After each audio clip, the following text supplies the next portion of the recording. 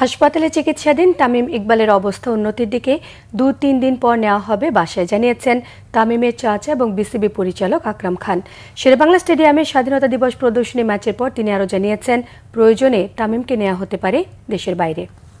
In fact এখন কিন্তু আল্লাহর মতো সে নর্মালি আছে। তো আমরা আশা করছি, ডাক্তার কালকে বলেছেন আমাকে যে আপনার হয়তো বা 1 মাসের পর সে নর্মাল অ্যাক্টিভিটিতে চলে আসতে পারে। যেটা হওয়ার তো সেটা হয়ে গেছে, যে আপনার রিং লাগানো হয়ে গেছে।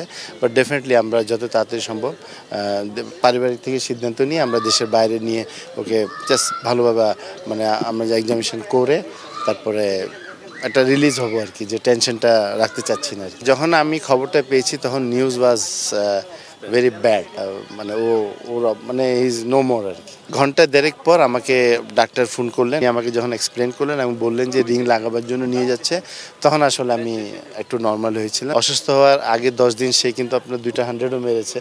সো এটা একটা মানে কল্পনা করা যায় না এই ধরনের কোনো নিয়ে শুনবো।